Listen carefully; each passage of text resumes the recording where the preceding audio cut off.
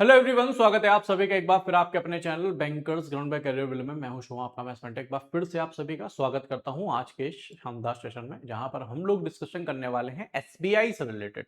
जहां पर हम लोग SBI PO as well as SBI clerk का सारा कुछ डिस्कस करने वाले हैं कि नोटिफिकेशन कब आने के चांसेस हैं, कितनी वैकेंसीज आने के चांसेस हैं, उसके साथ साथ इसकी जो एलिजिबिलिटी है वो आपकी क्या होगी, एग्जाम पैटर्न क्या होगा, सैलरी क्या होगी, और साथ में आपका सिलेबस भी इसका क्या होने वाला है। तो जितने भी लोग चैनल में नए हैं, चैनल को सब्सक्राइब जरूर कर लेंगे सारे बच्चे।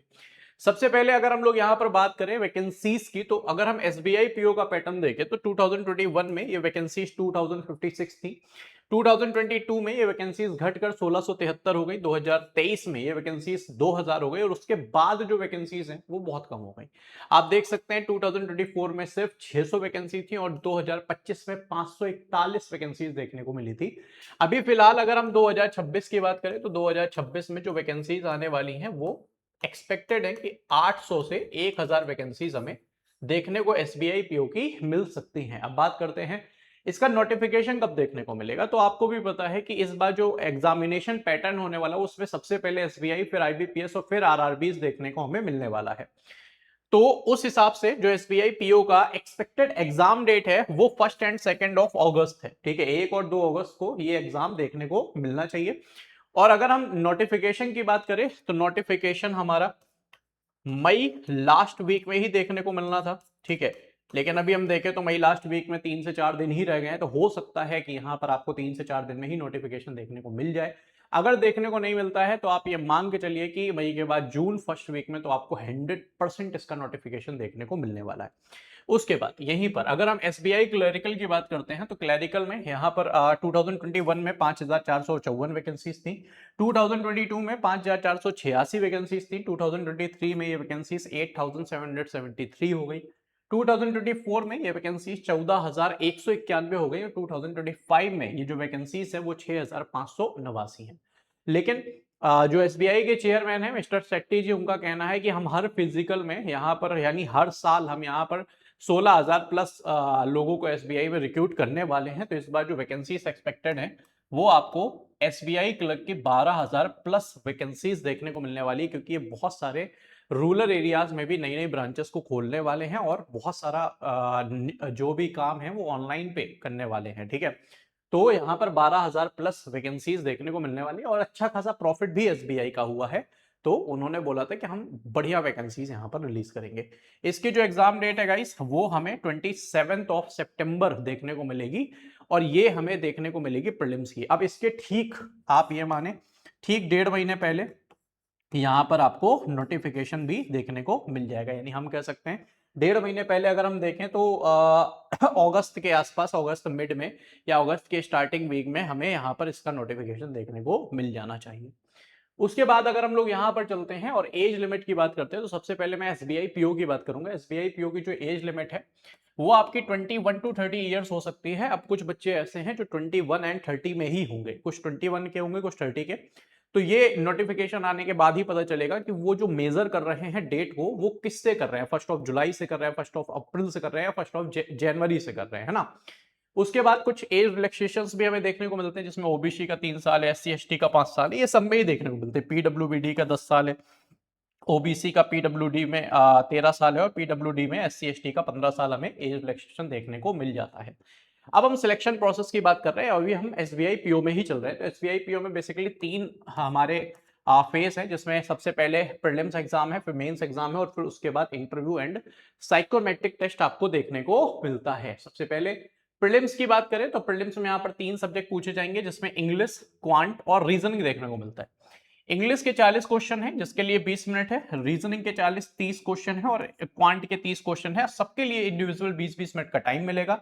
ओवरऑल आपके 100 क्वेश्चंस होंगे जिसका 60 मिनट लगेगा, और 100 नंबर के ये आपके होने वाले हैं।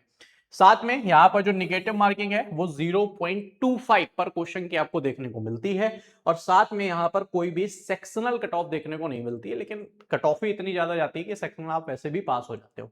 ठीक है, तो आप ये मान के चलो कि सेक्शनल तो कट ऑफ होती है। अच्छा, बैंकिंग में अगर हम देखें तो जो प्रीलिम्स एग्जामिनेशन होता है वो सिर्फ और सिर्फ क्वालिफाइंग नेचर का होता है, वो पीओ या क्लर्क, उसका फाइनल स्कोर कार्ड में उसके मार्क्स को ऐड नहीं किया जाता है। ऑलराइट, तो यहाँ पर प्रीलिम्स एग्जाम सिर्फ आपको इसलिए कराया जाता है कि प्रीलिम्स एग्जाम कराते हैं, उसकी एक कट ऑफ बनती है, अगर आप उस कट ऑफ से ऊपर रहते हैं, उस कट ऑफ तक रहते हैं, तो आप फिर मेंस के लिए एलिजिबल हो जाते हैं। लेकिन आपका जो फाइनल स्कोर कार्ड बनेगा, फाइनल सिलेक्शन होगा, उसमें प्रीलिम्स का कोई भी मार्क्स ऐड नहीं होता है। उसके बाद अगर हम मेंस की बात करते हैं तो मेंस भी हमारा 2 फेज में होने वाला है एसबीआई पीओ का। एसबीआई पीओ सबसे ज्यादा रेपुटेटेड जॉब मानी जाती है बैंकिंग में, ऑलराइट। तो यहां पर आप देखें तो रीजनिंग एंड कंप्यूटर एप्टीट्यूड के 40 क्वेश्चन 60 नंबर के, जिसमें 50 मिनट होते हैं। डेटा एनालिसिस में 30 क्वेश्चन 60 नंबर के, जिसके लिए 45 मिनट का टाइम है। जनरल अवेयरनेस के लिए 60 क्वेश्चन है, 60 मार्क्स है, 45 मिनट का टाइम है। और इंग्लिश के लिए यहाँ पर 40 क्वेश्चन है, 20 मिनट्स है, और यहाँ पर भी आपको 40 मिनट्स का टाइम देखने को मिल रहा है, ऑलराइट। ठीक है, तो ओवरऑल हम देख सकते हैं कि हमारे पास 170 क्वेश्चंस हैं, 200 मार्क्स हैं, और यहाँ पर 3 घंटे का हमें टाइम मेंस एग्जामिनेशन में देखने को मिलता है। और इसके ठीक बाद आपका मेंस का दूसरा जो है डिस्क्रिप्टिव का, वो यहाँ पर स्टार्ट हो जाता है, जिसमें डिस्क्रिप्टिव टेस्ट में आपको email, report, situation analysis and precious writing के 3 क्वेश्चन देखने को मिलते हैं, जिसका ओवरऑल 50 नंबर का ये देखने को मिलता है। और यहाँ पर 30 मिनट्स आपके लिए होते हैं, और प्रत्येक क्वेश्चन का अगर गलत है तो वहां पर आपको 1/4 की माइनस मार्किंग देखने को मिलती है। अब यहां पर जो मेंस जितने भी बच्चे क्वालिफाई करते हैं वो इंटरव्यू के लिए एलिजिबल हो जाते हैं। और इंटरव्यू कैसा होता है? इंटरव्यू एंड साइकोमेट्रिक टेस्ट होता है, ये तो सिर्फ और सिर्फ फॉर्मेलिटी है ना। उसके बाद अगर हम इंटरव्यू की बात करते हैं तो इंटरव्यू में आपकी ग्रुप एक्सरसाइज और इंटरव्यू है। ग्रुप एक्सरसाइज में 20 नंबर का होता है, और इंटरव्यू आपका 30 नंबर का होता है। इंटरव्यू बेसिकली आपका पर्सनल इंटरव्यू होगा, जिसमें 4 से 5 इंटरव्यूअर होंगे और आप अकेले अपना इंटरव्यू देते हैं। ग्रुप एक्सरसाइज क्या होती है कि 5-6 लोगों को, 7 लोगों को बिठा दिया जाता है और कोई टॉपिक दिया जाता है, जिसमें कुछ लोग उसके फेवर में बोलते हैं, कुछ लोग उसके फेवर में नहीं बोलते, अपोजिट बोलते हैं, अगेंस्ट बोलते हैं, है ना। तो उसमें वो लोग आपके जैसा भी आप बोल रहे हैं, जिस हिसाब से बोल रहे हैं, उस हिसाब से आपकी वहां पर मार्किंग की जाती है। और इस तरह से यहां पर ये बनता है 50 नंबर का, ठीक है। उसके बाद जब हम फाइनल सिलेक्शन की बात करते हैं तो फाइनल सिलेक्शन जो हमारा बनता है वो मेंस और इंटरव्यू का मिलाकर आपका फाइनल सिलेक्शन 100 नंबर में बनाया जाता है। यानी जो भी मेंस का मार्क्स है उसको 75 नंबर में, और जो भी इंटरव्यू का मार्क्स है उसको 25 नंबर के बेसिस में कैलकुलेट करके आपके 100 मार्क्स में कट ऑफ बनाई जाती है। और उसी के बाद अगर आप कट ऑफ से ऊपर रहते हैं तो फिर आपका फाइनल सिलेक्शन हो जाता है, ऑलराइट। अच्छा, आगे बढ़ने के पहले अगर आप मेरे से जुड़ना चाहते हैं, कुछ पूछना चाहते हो, मेरा टेलीग्राम ग्रुप है कैलकुलेटर आर्मी, इस ग्रुप को आप ज्वाइन कर सकते हैं। आगे अगर हम लोग यहाँ पर सैलरी की बात करते हैं तो सैलरी के लिए देख लेते हैं भाई। सबसे पहले बेसिक सैलरी जो है वो आपकी 54,462 है। डियरनल अलाउंसेस यानी महंगाई भत्ता आपका 17,428 रुपए है। स्पेशल अलाउंसेस आपका 14,432 रुपए है। एचआरए आपका 4,357 है। बहुत लोग एचआरए नहीं लेते हैं, लीज पे ले लेते हैं, तो वो थोड़ा सा अलग मैटर होता है। एचआरए भी आपका 3 सिटीज के हिसाब से वेरी करता है, एक्स वाई एंड जेड, ठीक है। उसके बाद आपका सिटी कंपनसेंट्री अलाउंसेस है वो 1832 रुपए है। लर्निंग अलाउंसेस है जो 819 है। स्पेशल अलाउंसेस है जो 964 है। उसके बाद यहाँ पर कुछ डिडक्शंस भी होते हैं। ऐसे आपकी जो सैलरी बन रही है वो बन रही है कितनी, 94,297 रुपीज आपकी सैलरी बनती है एसबीआई पीओ की फर्स्ट सैलरी। उसके बाद यहाँ पर पीएफ कंट्रीब्यूशन में 5,446 रुपए एंड प्रोफेशनल टैक्स यहाँ पर 208 रुपीज जाता है। और आप टेक होम सैलरी जो आपकी बन रही है वो सैलरी बन रही है आपकी 88,643 यानी 88,643 रुपए आपको यहां पर सैलरी एसबीआई पीओ की देखने को मिलती है। तो बहुत ही शानदार सैलरी देखने को मिलती है। मैं एसबीआई क्लैरिकल के बारे में भी एक ओवरव्यू दे देता हूं, जिसमें क्लैरिकल की जो एज है वो आपकी 20 से 28 ईयर्स हो सकती है। पीओ में 21 टू 30 था, यहां पर 20 टू 28 होती है। Same to same age relaxation, same to same आपके सारे के सारे वही देखने को मिलते हैं।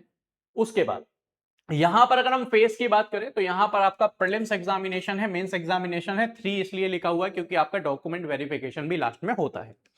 सबसे पहले प्रीलिम्स की बात करें तो इंग्लिश, रीजनिंग और क्वांट यही पूछा जाएगा। इंग्लिश के 30 क्वेश्चन 30 नंबर 20 मिनट, क्वांट के 35 क्वेश्चन 35 नंबर 20 मिनट, और रीजनिंग के 35 क्वेश्चन 35 नंबर 20 मिनट का होता है। ओवरऑल 100 क्वेश्चन है 100 नंबर के, और यहां पर 60 मिनट का आपको टाइम देखने को मिलता है। और यहां पर निगेटिव मार्किंग आपकी 0.25 की अगेन होने वाली है। जैसे ही आपका प्रीलिम्स का एग्जामिनेशन होता है, उस कट ऑफ को अगर आप क्वालिफाई कर लेते हैं तो फिर आप ये मान के चलिए कि आप मेंस के लिए एलिजिबल हो जाते हैं। फिर आपका जो मेंस का एग्जाम होता है उसमें जनरल इंग्लिश के 40 क्वेश्चन 40 मार्क्स के 35 मिनट, क्वांट में 50 क्वेश्चन 50 मार्क्स 45 मिनट, रीजनिंग के 50 क्वेश्चन 60 मार्क्स 45 मिनट, जीए के 50 क्वेश्चन 50 मार्क्स 35 मिनट, और ओवरऑल आपके 190 क्वेश्चन 200 मार्क्स के, जिसके लिए आपके पास जो टाइम होता है गाइस वो 2 घंटे 40 मिनट का होता है। और आपका जो फाइनल सिलेक्शन है वो सिर्फ और सिर्फ इसी एग्जाम के बेसिस में होता है, जिसमें इसको 100 में बदल लेते हैं। जो आपके 200 मार्क्स हैं उसको जस्ट हाफ कर देते हैं, 100 मार्क्स में बदलकर आपकी कट ऑफ बना दी जाती है, और उसके बाद आपका डॉक्यूमेंट वेरिफिकेशन ही होता है। इसमें इंटरव्यू जैसी कोई भी चीज देखने को नहीं मिलती। तो बहुत सारे ऐसे भी स्टूडेंट होते हैं जिनको इंटरव्यू का फोबिया होता है कि सर हम इंटरव्यूअर के सामने नहीं बता पाएंगे कुछ भी, है ना, हम नर्वस हो जाते हैं सर। तो वो लोग यहाँ पर मेंस एग्जाम, यहाँ पर क्लैरिकल के एग्जाम को क्लियर कर सकते हैं। और इसमें अच्छी चीज ये है कि वैकेंसीज भी बहुत ज्यादा देखने को मिलती है। ऑलराइट, तो ये था हमारा मेंस का एग्जामिनेशन। उसके बाद अगर हम यहाँ पर सैलरी की बात कर लेते हैं तो सैलरी हमें कितनी देखने को मिलती है, तो ये बिल्कुल न्यूली एम्प्लॉय की ही सैलरी आपको देखने को मिल रही है। बेसिक सैलरी है 26,730 रुपए, डीएनएस अलाउंसेस है 8,582 रुपए, स्पेशल अलाउंसेस है 7,083 रुपए, एचआरए आपका 2,862 है, स्पेशल पे आपकी 1,200 है, और ट्रांसपोर्ट अलाउंसेस आपको 850 है, जिसके बाद ओवरऑल जो आपकी सैलरी बन रही है वो 47,308 रुपीज बन रही है। पेंशन फंड में आपका जाता है 3,461, और टेक होम सैलरी आपकी 43,847 रुपीज मिल रही है। साथ में पीओ एंड क्लरिकल में बहुत सारे पर्क्स भी आपको देखने को मिलते हैं, बहुत सारे मैं कहूंगा इंश्योरेंस देखने को मिलते हैं, पेट्रोल का पैसा, बहुत सारे अलग अलग मिलते हैं। एसबीआई पीओ का तो मैंने एक बनाया भी था, उसमें सैलरी अराउंड 2 लाख के आसपास पहुंच जाती है। ठीक है, तो ये तो सिर्फ और सिर्फ वो सैलरी है जो आपको सामने दिख रही है। बहुत सारी ऐसी भी सैलरी होती है जो अलग से आपको देखने को मिलती है, जैसे न्यूज़पेपर का पैसा मिल रहा है, नॉवल पढ़ने का पैसा मिल रहा है, फर्नीचर का पैसा मिल रहा है, बहुत सारे आपको पीओ में एक्स्ट्रा अलाउंसेस भी मिलते हैं। ऑलराइट, उसके बाद हम एजुकेशनल क्वालिफिकेशन की बात करें तो दोनों का जो एजुकेशनल क्वालिफिकेशन है वो सेम टू सेम है। आपको सिर्फ और सिर्फ किसी भी यूनिवर्सिटी से अगर आपने अपने ग्रेजुएशन को प्रॉपर कंप्लीट कर लिया है तो आप इसके लिए एलिजिबल हो जाते हैं, चाहे वो एसबीआई पीओ हो या वो एसबीआई क्लरिकल हो। अब यहां पर हम बात करते हैं कि इसका सिलेबस क्या है। तो सिलेबस पीओ का या क्लर्क का दोनों का ही सेम है, बस सिर्फ और सिर्फ वहां पर लेवल का डिफरेंस आता है। सबसे पहले हम रीजनिंग एंड कंप्यूटर की बात करेंगे। तो रीजनिंग कंप्यूटर में पजल्स है, जिसमें floor, box, scheduling, month based puzzle है, सिटिंग अरेंजमेंट है, सर्कुलर, लीनियर, स्क्वायर, सिलॉक्स है, इनइक्वालिटी है, कोडिंग डिकोडिंग है, ब्रेथ रिलेशन है, डायरेक्ट एंड डिस्टेंस है, ऑर्डर एंड रैंकिंग है, अल्फाबेट न्यूमेरिक सीरीज है, इनपुट एंड आउटपुट है, लॉजिकल रीजनिंग है जिसमें स्टेटमेंट, कंक्लूजन, असम्पशन सारा कुछ है, और डेटा सफिशिएंसी रीजनिंग की जो होती है वो आपकी पूछी जाती है। अगर हम कंप्यूटर एप्टीट्यूड की बात करें तो बेसिक्स ऑफ कंप्यूटर है, एमएस ऑफिस है, इंटरनेट एंड नेटवर्किंग है, इनपुट आउटपुट डिवाइसेस है, मेमोरी, रैम, रोम है, और अब्रिविएशन है जिसमें सीपीयू, यूआरएल एंड एक्सेट्रा देखने को मिलता है। क्वांट्स की बात करें, क्वांट्स में आपका सिंपलीफिकेशन, अप्रोक्सीमेशन है, नंबर सीरीज है, क्वाड्रेटिक इक्वेशन है, डीआई है, डीआई सारी ही तरह की है, और डीआई जो मेंस की होती है वो खतरनाक देखने को मिलती है। उसके बाद डेटा सफिशिएंसी है, प्रॉफिट एंड लॉस है, एसआई सीआई है, टाइम एंड वर्क है, टाइम स्पीड डिस्टेंस है, ratio proportion, percentage, average, mixed and delegation, partnership, pipe system, problem on edges, बहुत सारे ऐसे चैप्टर्स आपको देखने को मिलते हैं। मैं सिर्फ एक ओवरव्यू आपको दे रहा हूं। इंग्लिश की बात करें तो रीडिंग कॉम्प्रिहेंशन है, क्लोज टेस्ट है, फिलिंग इन द ब्लैंक्स है, एरर डिटेक्शंस है, सेंटेंस इंप्रूवमेंट है, पैराजम्बल्स है, सेंटेंस रीअरेंजमेंट है, वो कैप्स है जिसमें सिनोनिम्स, एंटोनिम्स होते हैं, फ्रेज रिप्लेसमेंट है, वर्ड यूजेस है।